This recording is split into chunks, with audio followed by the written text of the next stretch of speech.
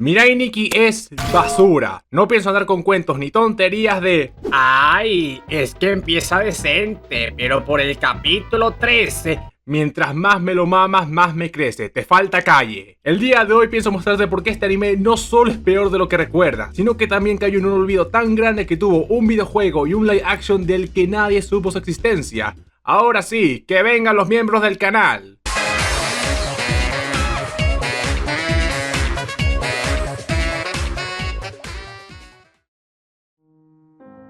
Estoy seguro que si tienes más de 15 años y estuviste en internet durante los años 2011 hasta el 2013 y tuviste algún tipo de interés por el anime, estoy seguro que te recomendaron cosas como Elfen Lied, Death Note, Tokyo Ghoul, School Days o lo que nos reúne el día de hoy, Mirai Nikki. Este fue de esos animes los cuales podías encontrar en todos lados, llegando a ser pintados como una obra maestra la cual te marcaría de por vida, que Yuno era la yandere entre las yanderes, que esta era de las mejores parejas en el anime y que sería de tus series favoritas de lo bueno que está. Y esto sí podía pasar, pero únicamente si este resultaba ser tu primer anime o eras muy pequeño para poder ver sus errores. Y es que a ver, problemas y fallas la tendrán hasta las obras maestras de la ficción, pero con Mirai Nikki es un caso especial, y es por una cosa bastante simple y sencilla, y es que esta vaina está hecha a base de errores. Literal, a partir del primer capítulo vamos de mal en peor. Esto no es una montaña rusa con altibajos, esto es literalmente una caída en picada, simplemente vamos para abajo. Y eso me lleva al problema principal de este anime.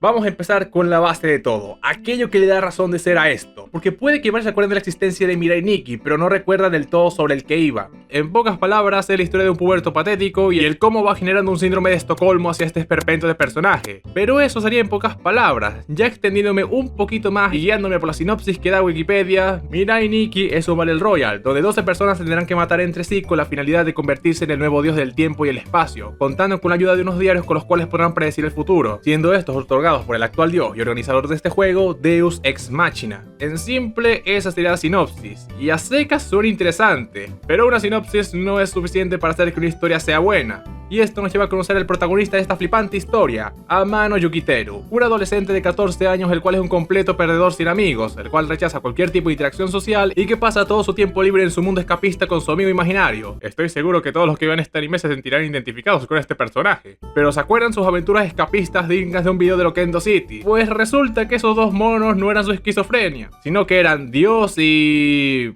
su asistente... su compañera...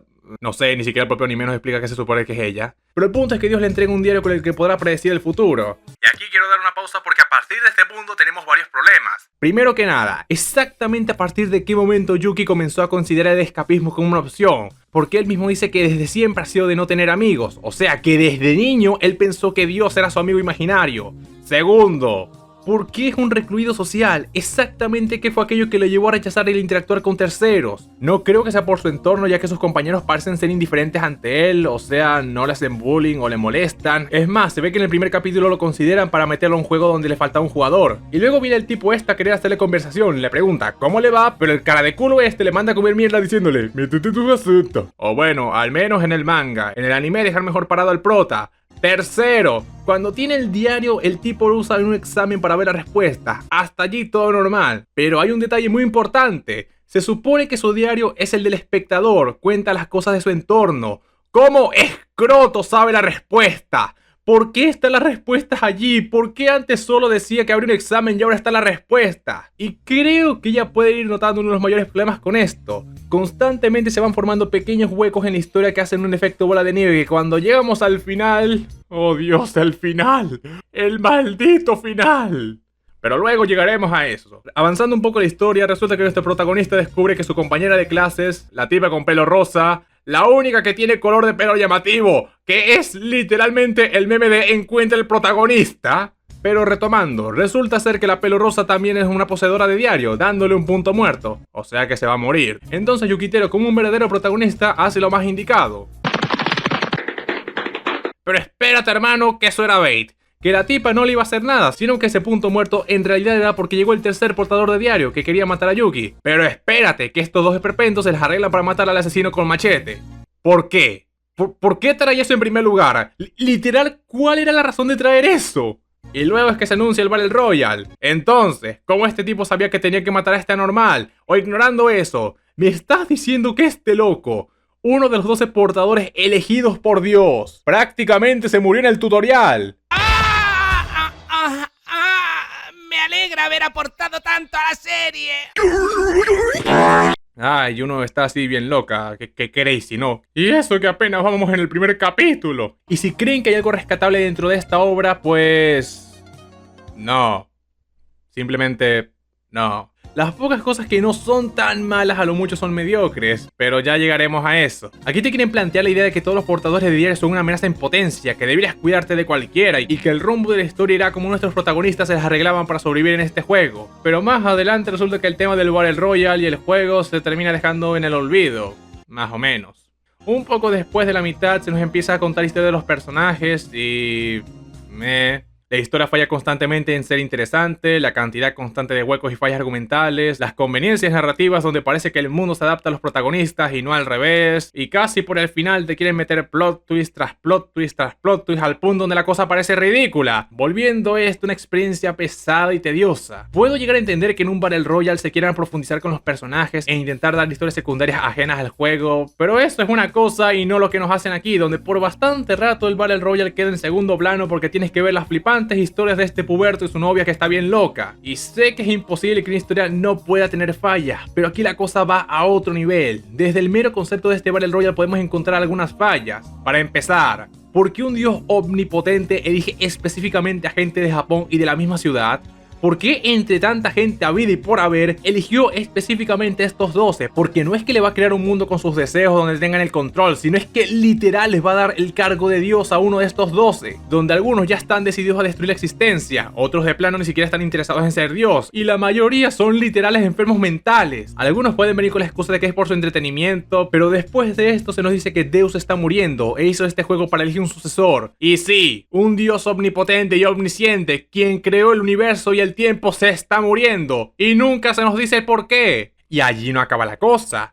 ¿Por qué dice que hay 12 portadores de diarios si tenemos 2 séptimos? O sea que serían 13 portadores. ¿Por qué la gorda no tiene un diario como tal, sino un servidor que le permite crear más portadores? Cosa a la cual le da una ventaja enorme. ¿Por qué el 11avo tiene un diario que literalmente le permite ver los diarios ajenos? O sea, si ya lo de la gorda estaba roto, esto está a otro nivel. Y podría seguir durante todo el día. Son cosas pequeñas que se van acumulando a un punto donde se siente que nada importa, que en cualquier momento se sacarán algo de las nalgas para intentar hacer esto interesante. Y lo digo porque es exactamente lo que pasa. Entiendo que es ficción y que se tiene que ser más flexible con lo que ocurre, pero una de las cosas más importantes al momento de hacer historias en un contexto que no se apegue a las leyes del mundo real es aclarar las leyes de este mundo. Cuáles son las limitaciones y las cosas que pueden cambiar conforme se avance. Lo básico para contar una historia interesante es el ver cómo los personajes se adaptan al mundo y no al revés, porque de lo contrario resultaría aburrido ver cómo siempre termina a conveniencia o a favor de los protas, porque es lo que la trama necesita. Desde que empiezas esta serie te queda claro que Yuki va a ganar, sabes cuál es el punto A y cuál es el punto B, pero lo interesante es el ver el camino a recorrer, lo que va a pasar entre esos dos puntos. Pero en Mirai Nikki llegas al punto B y lo único que puedes sentir es decepción. Porque no solo hablamos de un final poco satisfactorio, sino que de paso solo da sensación de que perdiste el tiempo. Les refresco la memoria. Se supone que el final era que creaban otro mundo para evitar que todo desastre previo ocurra. Un mundo donde Yuki no exista. Y veto a saber por qué absolutamente todos los personajes son felices. Incluso aquellos que se supone eran malos o tenían historias trágicas de por medio. Como este niño que se supone que tenía padres conflictivos. Pues mira que tiene una familia feliz. La sectaria quien vivió un infierno tras la muerte de sus padres. Pues mira que aquí están vivos. El alcalde que se supone era un tipo obsesionado con la evolución y la creencia de una raza superior. Pues aquí se subió a la gorda y se le quitaron las ideas raras. Y sí, se supone que es otro mundo y que no es exactamente igual al anterior, pero ya se nos había dejado en claro que los mundos previos no tienen diferencias tan grandes y era más en detalles y cosas pequeñas, pero este tipo de cambios no son detalles. ¿Y qué pasó con Yuki? Pues que el tipo se quedó todo depresivo por 10.000 años porque perdió a Yuno, y literal pasó miles de años sin hacer absolutamente nada. Pero que allí no termina la cosa, que luego sale Yuno porque huevos, te meten reglones de texto que intentan justificar esto. Y hago énfasis en que lo intenta. y ahora literal todos los personajes son felices, todo lo que viste no sirvió para nada. O sea, que al menos la situación de que todo lo ocurrido es lo que llevó a este resultado con Yuki triste y que de cierta manera se sacrificó para que los demás pudieran ser felices, pues rápidamente se pierde porque Yuno sale de la nada y ya, listo, happy end, todos felices. Sí, se supone que existe la OVA para aclarar esto, pero esto solo empeora el asunto, porque de por sí este texto es rebuscado, con la OVA lo es más. Pero no crean que el final es malo, todo el de por medio también lo es. Empezando con algo que hace que el final literal no tenga razón de ser ni sentido. Tenemos claro que el punto del juego es escoger al próximo dios. Lo más normal sería creer que el poder elegir un nuevo dios solamente sería posible cuando quede un solo participante. ¡Pero no! Literal se nos muestran cómo están declarando como ganador a Yuno, pero resulta que Yuki está vivo. Entonces, no es necesario que este mediocre se muera para declarar un nuevo dios.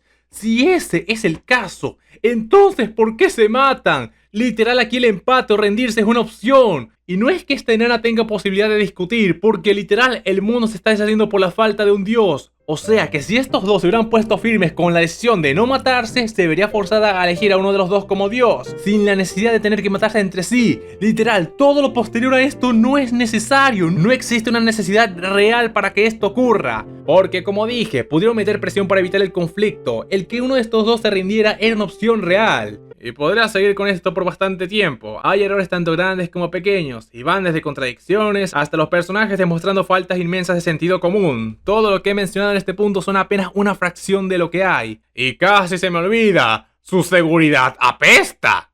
Legítimamente estoy impresionado del cómo la policía en esta obra resulta tan incompetente. Hablamos de que un equipo SWAT puede ser sometido por una niña con un revólver. Un par de mocosos lograron hacerle frente y escapar de todo el departamento de policías. En un punto se nos dice que están buscando a Yuno por los cadáveres que tenía en su casa. Y eso nunca llega a nada. Te dicen que la están buscando para meterle presa y literal no llega a nada, cuando en infinidad de ocasiones la pudieron detener. Sin contar que existen motivos de sobra para meterle presa. Y cómo olvidar cuando Yuno con toda la paciencia del mundo toma un extinguidor, ataca a un policía y le quita el arma. Todo esto mientras este se nutre o solo se queda mirando. No hagas eso. No, deténganla. Que alguien haga algo. Ayuda. ¡Ah!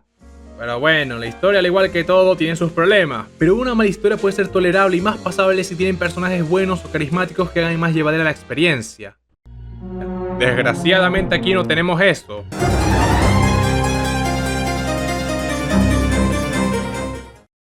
Como dije hace nada, una mala historia puede ser pasable o hasta rescatable si tiene unos personajes que resulten entretenidos de ver o que caigan bien para el espectador. Tu historia puede ser la cosa más sencilla del mundo, pero mientras los personajes de esta sean agradables, entonces puede ser algo bueno. Por algo existe el género Slice of Life, historias sencillas que se sustentan mayormente los personajes. Y con esto quiero dar a entender lo importante que resultan los personajes para una historia. Entonces, con esto ya aclarado, podemos avanzar con lo que nos compete en este punto. Y me refiero a este montón de cochambre que se hace llamar personajes. Es curioso como personajes que no son nada impresionantes y en otras obras simplemente serían el promedio, aquí son rescatados como lo mejor de la serie. Así que ¿por qué no repasamos a los personajes de esta serie para ver qué nos encontramos aquí? Me lo guardo para más tarde, con este tengo demasiadas cosas para decir por lo que se merece su propio punto. Lo mismo que el anterior, tendrá su propio punto. El tipo que se murió en el tutorial, XD. Este de los personajes que uno ve y se cuestiona el por qué no tuvo más tiempo en pantalla o de plano por qué no fue protagonista. El tipo desde su primera aparición resulta agradable al verlo cómo se mantiene calmado e intenta controlar la situación. De hecho, en un punto parecería que sea una especie de mentor o figura de autoridad para Yuki Yuno, aunque eso se queda en poco o nada. Es de esos personajes que al menos son salvables. Tiene un mini arco donde se vuelve antagonista que al menos le dio un final digno.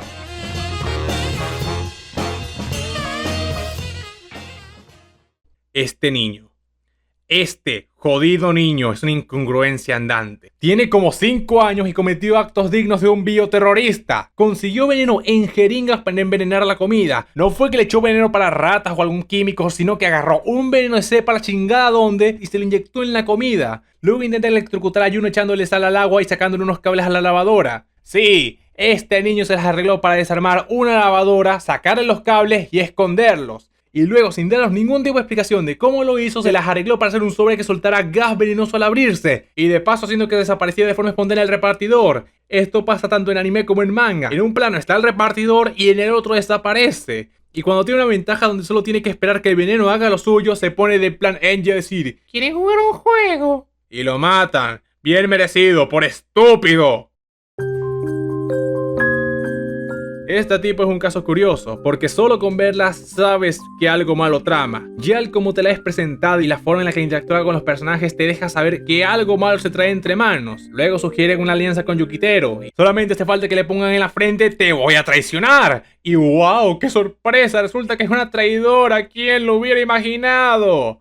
Miren, su historia del abuso pudo funcionar, pero te dan tan poca información que al momento de pararte a pensar por un momento, te das cuenta que existe una brecha enorme de cómo esta religión pasó de querer ayudar gente a luego abusar de una menor de edad que de paso es su líder. ¿Cuál fue el intermedio entre un punto A y un punto B? Porque si me dijeras que el abuso fue cometido por un solo individuo o un grupo pequeño y Tsubaki por miedo se negara a hablar, te lo compro. Pero es que fue cometido por todo un culto. ¿En serio quieres que me creas que de toda esa gente ni una sola se paró a pensar y dijo: oye, pues esto de abusar de una menor de edad no me parece muy bien que digamos? Es un personaje duró muy poco y con un poco más de trabajo pudo volverse un antagonista que con su poder mediático sería un obstáculo bastante difícil de superar. Pero eso nunca pasó.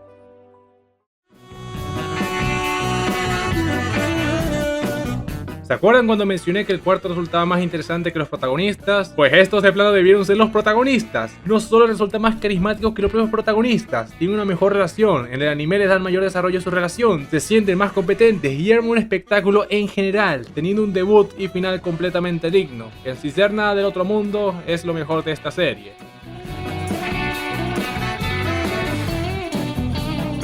La octava, alias la gorda entre las gordas. ¿Qué puedo decir sobre el personaje?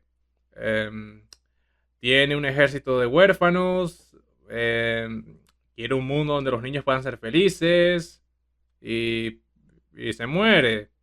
Es curioso porque llega a cierto punto el personaje deja de ser relevante y su diario se vuelve el centro de atención, mientras que su portadora se siente como un cero a la izquierda.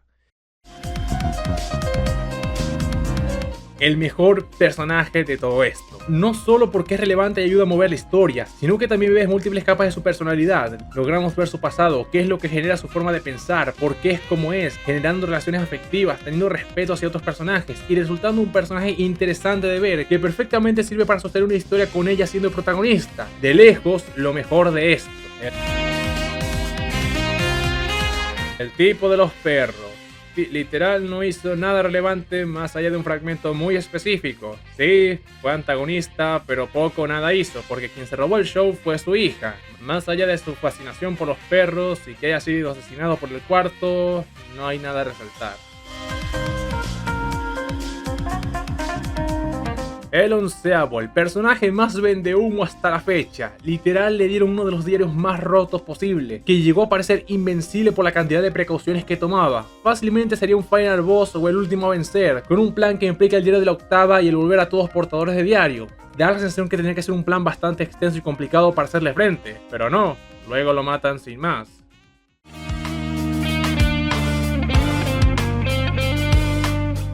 El Power Ranger anoréxico. Sinceramente le tenía un poco de fe a este personaje, ya que a esta serie le encanta darle protagonismo a enfermos mentales. Pero hizo un plan que fracasó y luego lo mataron. Aguantó como 2 capítulos. Esta enana. Esta enana es esta enana. ¿Se acuerdan que les dije en el punto de la historia que nunca se nos dice cuál es su función? Pues les mentí. Se nos menciona que su función es ser la sirviente de Dios, pero ¿sirviente para qué? No es que tenga necesidades básicas o necesite algún tipo de cuidado. Y esto de ser la sirviente de Dios se nos dice cuando ya Dios está prácticamente muerto. Y pasa buena parte de la serie sin un intento de alivio cómico que prácticamente se basa en andar por allí. Pasa buena parte de la obra sin hacer nada realmente relevante. Luego le meten el plot twist de que ha estado manipulando el juego, pero se queda más en un intento porque no es algo como que el espectador deduzca o que se vayan dando pistas de a poco y que luego se nos confirme, sino que te lo dicen de primera instancia y ya, la tipo metió mano en el juego y este incompetente hizo entre poco y nada para detenerla. No la odio, pero tampoco está para echarle flores. El dios creador de este desastre. Si estuvieron algo pendientes del video, pudieron notar que varios problemas de la historia surgen a partir de que este personaje sea un incompetente, porque puede crear la existencia como la conocemos, pero no puede crear un juego balanceado, o mínimo avisar de que inició el Battle Royale antes de que se empiecen a matar. Así tal vez el tercero hubiera hecho algo más allá de morirse. El tipo se supone que es el dios supremo que decide todo lo relacionado con la existencia, pero no puede revivir gente. Si me dijeras que únicamente los portadores de diarios son aquellos que no pueden revivir, fino, te lo compro. Pero ¿por qué una persona cualquiera, uno de esos personajes de fondo, no se puede revivir? Te quieren meter esa limitación de que revives el cuerpo pero no el alma, pero entonces, ¿este tipo lo decidió? ¿O es que acaso no tiene control sobre sus propias creaciones? Y la mera existencia de esta cosa solo me confirma que este imbécil no se la piensa. Porque si esta tipa logró durar más que él, entonces ¿cuál es la maldita necesidad de crear todo este juego? ¿Cuál es la necesidad de hacer todo este circo si literal podía crear un reemplazo? Y ahí no acaba la cosa. Recordemos que en el primer mundo Yuno gana el juego. Tras ver cómo no podía revivir a Yuki, esta... Entonces, cuando Yuno vio que no podía revivir a Yuki, decidió regresar en el tiempo, matar a su yo del pasado y reemplazarla. Y todo esto ocurre sin que este soperuta nos enterara. Ni siquiera se dio cuenta porque nunca menciona nada de sentir un disturbio en la línea temporal o de sentir vértigo en la cola, yo qué voy a saber. Pero bueno, más allá de su incompetencia, no es un personaje precisamente interesante y solo funciona para darle punto de partida a esta historia. Más allá de eso, solo es un incompetente. Posiblemente de los mejores personajes de esta obra. Como dije con los otros ejemplos, no es el pináculo de la escritura, pero al menos resulta entretenido de ver y no es molesto para el espectador. Resulta interesante de ver cómo alguien común y corriente logra hacerle frente a gente que literalmente puede ver el futuro. De hecho, su debut es posiblemente lo mejor del personaje. A lo largo de esta serie se mantiene bien y se ve cómo se adapta a la situación para sacar información. Pero en un par de segundos se lo echan a perder, ya que resulta que todas sus acciones fueron planeadas por Deus y lo creó para eso. Es decir, que no existe un mérito real de todas sus acciones. Después uno cree que el personaje va a tener un final digno porque resulta enterarse de todo, sacrifica su vida para entregarle un mensaje a Yuki, pero esto poco o nada importa porque no es ni relevante ni funciona para mover la historia de alguna manera. Es decir, que el personaje murió en vano. De los personajes relevantes, creo que este es el más olvidable. Básicamente funciona como un reemplazo al cuarto en cuanto a ser un personaje que se ve relacionado con la policía, y más allá de su relación con la novena, no hay nada más allá a resaltar. También están estas dos que se supone son relevantes, pero más allá de su debut, poco o nada aportaron. Ahora, todos esos son personajes secundarios que tuvieron algún tipo de relevancia. Pues así como noté problemas a los personajes secundarios... Dios mío, estos dos son los que más problemas tienen. Yuki, ¿qué nos ha dicho sobre este personaje? Creo que este es de lejos uno de los peores protagonistas en general. Tiene la profundidad de un charco y en vez de progresar con la historia parece más bien que tiene un retroceso y termina peor que cuando empezó. Eso sin meter que nunca se nos dice por qué es un retraído social, porque una persona normal no termina ese estado porque sí. En un inicio te mencionan que sus padres se divorciaron y uno creía que posiblemente esté así porque el divorcio haya sido turbulento y esto lo haya marcado de alguna manera, pero no. Sus padres no llevan ni un año divorciados y eso nos dice que terminaron en buenos términos. Métele que el tipo se vuelve dependiente del diario, no lo usa como una herramienta para sobrevivir, sino que lo usa como un medio, como algo necesario para su supervivencia. En ningún momento se nos muestra haciendo algún tipo de estrategia o plan de qué hacer en caso de un ataque, pero dejando de lado el tema del Battle Royale, se sabe poco o nada de él como individuo. No sabemos qué cosas le gusta, por qué tiene esa forma de pensar, a partir de qué momento empezó con el escapismo, por qué se rehúsa a tener amigos y demás cosas. Este tipo no tiene material para ser un protagonista porque, como dije, él no se adapta al mundo, el mundo se adapta a él. Siempre termina pasando algo que termina saliendo a conveniencia de él, constantemente ocurre algo que lo termina salvando. En infinidad de ocasiones se pudo morir, pero como es el prota, entonces hay que salvarlo. El tipo gana porque literal le dan la victoria. Es simplemente patético ver cómo es tan dependiente de los demás, al punto de no hacer nada por sí solo. Eso sin mencionar que su peor error es el exceso de confianza. Al primero que le dice que lo va a ayudar, él va y le cree ciegamente. E incluso cuando el tipo sabe que en quien está confiando es una amenaza en potencia. Y el mejor ejemplo de esto es su relación con Yuno. Porque en esta relación no hay amor. Esto es un síndrome de Estocolmo de lo más descarado posible. Porque hablamos de que este tipo se enamoró de la persona que lo acosó, se metió a su casa mientras este no estaba, quien le negaba tener amistades diciéndole, y cito, no necesitas a nadie cuando me tienes a mí. Y de paso secuestrándolo, teniéndolo amarrado, dejándolo en un estado casi vegetal y causándole ataques de pánico con la mera idea de que Yuno esté cerca. Y si no me creen lo del síndrome de Estocolmo, la relación, entre comillas, de estos dos ocurre después del secuestro. El tipo llega a un punto de desconfiar de sus amigos, las mismas personas que lo fueron a rescatar del secuestro, con tal de negar el hecho de que Juno le mintió y le va a traicionar. Pero no, el pendejo los mata y le sabe a culo el mensaje de Akechi. ¿Y se supone que esto es amor? ¿Se supone que deba creer que estos dos tienen una relación bonita? Y lo peor del caso es que el tipo no tiene voluntad propia. Cuando el tipo se entera que su papá mató a su mamá, el tipo primero va con la intención de que lo metan preso, pero con una llorita de su padre diciéndole: ay, es que no quería hacerlo, este animal va y lo perdona, tu mamá se debió revolcar en su tumba en ese momento. El tipo es insoportable que se la pasa llorando en todo momento. Es entendible que está así en un inicio, pero ya cuando es el final y sigue con esas actitudes de quebrarse ante cualquier cosa después de vivir todo lo que ha vivido, lo más normal sería adaptarse a la situación, el ser consciente que no estás en una posición donde puedas confiar en cualquiera, ponerte los pantalones de una vez y tratar de hacer algo por ti mismo. Pero nada de eso pasa. El tipo pasó toda la serie autolamentándose, buscando generar lástima y dejando que los demás resuelvan sus problemas, siendo el mediocre entre los mediocres. Ni siquiera es de esos protagonistas que no tienen personalidad para que los pubertos se vean reflejados en este, porque legítimamente no creo que exista ni una sola persona que se sienta identificado con este perdedor. Es un ejemplo de todo lo malo que se puede hacer con un protagonista. Pero bueno, pero así como el protagonista es aburrido, vamos a hablar de aquella que hizo que esta obra gustara tanto. Vamos a hablar sobre Gasai Yuno, la tipa con la que la gente sin papá se identificaba. Todas esas chicas con padre ausente querían ser como ella, y todos los gordos mugrosos querían una novia como ella. Su caso es un especial porque al volver a visitar esta obra me di cuenta de algo que muy poca gente resalta, y es que la obra casi que te obliga a quererla. Constantemente se la pasa haciendo énfasis en que es bonita, inteligente, popular, que todas las locuras que hace son por amor y que si hace algo malo es porque la debes comprender. Sus padres la maltrataban. ¡Pobrecita! Eso justifica que mate gente, tienes que entenderla. Es difícil definir a este personaje en pocas palabras, no porque el personaje sea complejo o profundo, sino porque la propia obra no sabe cómo tratarla. Primero es una loca que hace las cosas por amor, luego resulta que es una loca de mierda que no merece perdón. Después te la muestran como un intento de villana que en realidad hizo todo este desastre por sus deseos egoístas. Pero espera, que te quieren poner que era Bey y te tienes que sentir mal por ella. Mira, la pobrecita, no hizo nada malo, solo mató a decenas de personas inocentes y manipuló emocionalmente a la persona que amaba por amor. Obviamente merece ser feliz. Esta tipa es el victimismo y la toxicidad encarnada. Pero espera, resulta que sus padres la maltrataban. Y hablando sobre el maltrato, se nos dice entre poco y nada sobre el porqué de esto, cómo surgió, qué tanto duró. De hecho, ni siquiera la propia serie sabe estas cosas. Primero se nos quiere decir que era ejercido por ambos padres, y después se nos revela que solo la madre quien hacía esto mientras que el padre no estaba. Y esta inconsistencia no se queda allí. Primero era que la sobreexigían y la castigaban metiéndole en una jaula durante la noche, pero después la vemos encerrada en una jaula meada, desnutrida y débil, lo que se traduce a que lleva días metida allí, y después empieza a vomitar trozos de tatami, un material que literalmente se usa para hacer pisos, y dicen que de seguro fue que la obligaron a comer eso. ¿Qué? Si este es el promedio de los maltratos, entonces ¿por qué mierda sigue viva?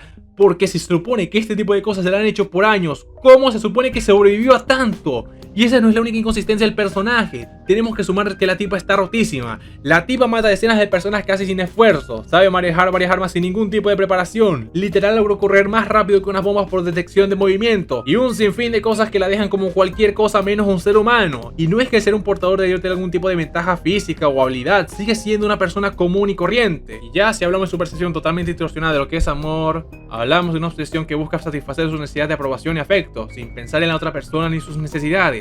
Hasta ella misma admite que está con Yuki por su dependencia emocional y no porque en verdad lo ame, diciendo explícitamente que su relación no es de amor, sino una de dependencia donde Yuki necesita depender físicamente de alguien que lo proteja, mientras que Yuno necesita depender emocionalmente de alguien que le demuestre afecto y aprobación. Y sí, esta obra te quiere meter una relación tóxica como una relación legítima y que el espectador debería alegrarse cuando terminen juntos. Viendo esto en retrospectiva, fácilmente puedo comprender por qué este personaje llegó a ser tan popular. Hablamos de una tipa que te la pintan como alguien perfecto, la cual hace todo tipo de atrocidades pero nunca paga ningún tipo de consecuencia, que al final termina con la persona que ama y teniendo un final feliz. Al no tener una personalidad definida, básicamente una parte de las personas se reflejarían en ella, mientras que la otra parte quisiera estar con alguien así, porque esa fantasía de la chica perfecta enamorándose del perdedor siempre va a vender. Y en ambos casos metemos la romantización de las enfermedades mentales, donde todas sus acciones son solo actos de una chica que solo busca ser amada, donde ella es solo una víctima que merece tu cariño, metiendo una de las fantasías que más vende, la de rescatar a una persona que necesita ayuda. Aquellos que se identifican con ella estarían en búsqueda de aquella persona que los sacaría de su miseria y resolvería todos sus problemas, mientras que los que buscaban una persona así estarían en búsqueda de alguien que estuviera mal para poder ayudarla, incluso si eso significaba tener que dañarse a ti mismo con tal de que esa otra persona estuviera bien. Un personaje el cual por sí solo se las arregló para romper internet y volverse más conocida que su propia obra, generando la popularización del tropo de las yandere. Y para aquellas personas que en algún momento sintieron algún tipo de empatía o fanatismo hacia este personaje, solamente les puedo dedicar las siguientes palabras. Entiendo perfectamente el por qué tu papá te abandonó. Yo también lo haría si tuviera la oportunidad. ¿Cómo te atreves a tener gustos tan malos? Espero que ojalá te dé cáncer de culo. Y ya que hablamos del personaje que fue el motivo del por qué esto impactó tanto, hablemos de dicha conmoción.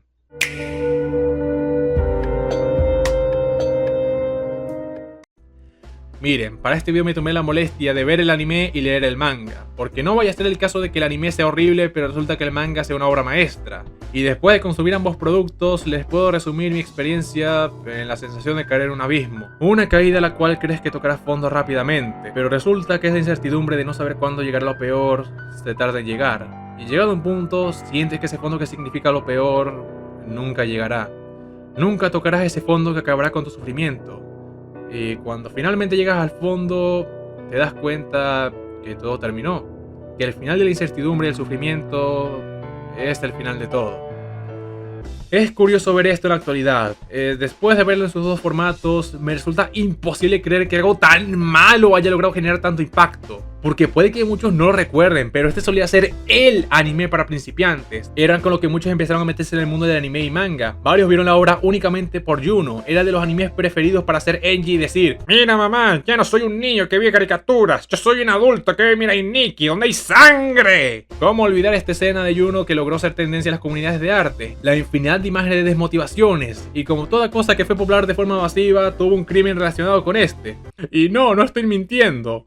Esta obra en su momento era de los animes más conocidos, y cualquier cosa relacionada con las yanderes era instantáneamente conectado con Mirai Nikki, al punto de decir que Yandere Simulator estaba basado en Mirai Nikki. Sé que dije que al verlo con la mentalidad actual me parece simplemente malo y mediocre, pero cuando esto se popularizó salió en un momento donde todo el internet era muy distinto. El ser Enji era estar a la onda, decir de forma no irónica que te gustaba el gore y autodiagnosticarte enfermedades mentales era bien visto. Y en un contexto donde el ser Enji que tenía gustos hacia el anime era algo bastante común, este anime salió en el momento indicado. Si eso se traduce a algo bueno o malo depende de ustedes. Toda esta obra fue un circo, y Juno era el payaso de este. Estoy seguro que de no ser por el personaje de Juno, esta obra ni siquiera hubiera tenido una fracción del éxito que tuvo.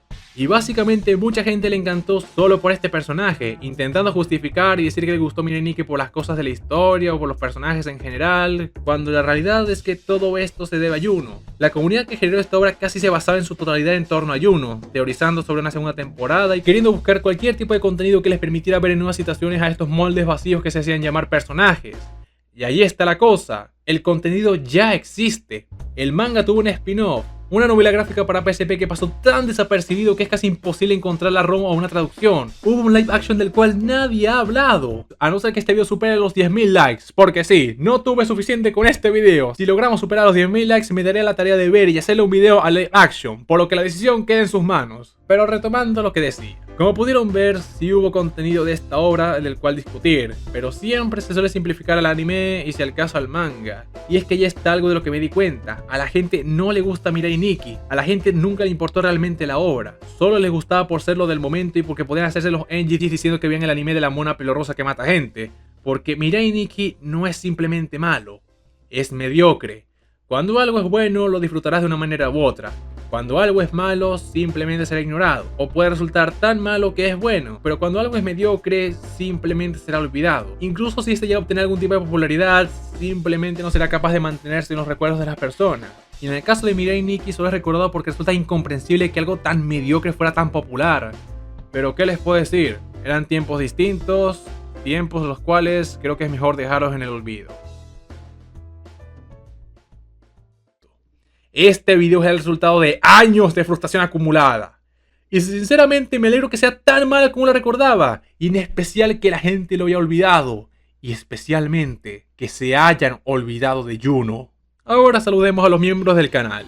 Antes de terminar el video me gustaría mandar un saludo bastante especial para los miembros del canal. Por lo que un saludo para Chema Morado, un saludo para Sabino671, un saludo para Ian López, Un saludo para un argentino cualquiera. Un saludo para Nuggets. Un saludo para Mr. R. Un saludo para Isaac Flores. Un saludo para Sir Fahrenheit. Un saludo para Diego Necodrau. Un saludo para Diogo Necomiao. Un saludo para Ediel Hernández. Un saludo para Almodar. Un saludo para Radio. Un saludo para Gerard Leiva. Un saludo para Arroz No Sé. Un saludo para El Alquimista. Un saludo para Paul. Un saludo para Rico. Un saludo para Juan Indicir. Un saludo para Sim K. Un saludo para El Mayonesa. Un saludo para Steppy Star. Un saludo para Un Usuario Común. Un saludo para Shanderu SHD. Un saludo para S-Hits. Un saludo para Maxi Cranky. Un saludo para Pizza Hut. Un saludo para Silver Chaser. Un saludo para Miss Rose. Y último, pero no menos importante, un saludo para Mr. Fuego. Muchísimas gracias por su apoyo y espero que les haya gustado el video. Ya se saben lo típico, comentar, dar like, suscribirse, compartir, me pueden seguir en Twitter y ya se la saben. Y bueno gente, sin más nada que agregar, yo soy Golden Ángel y me despido.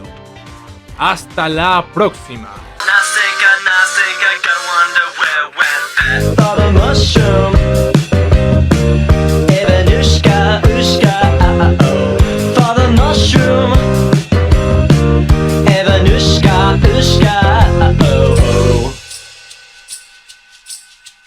These days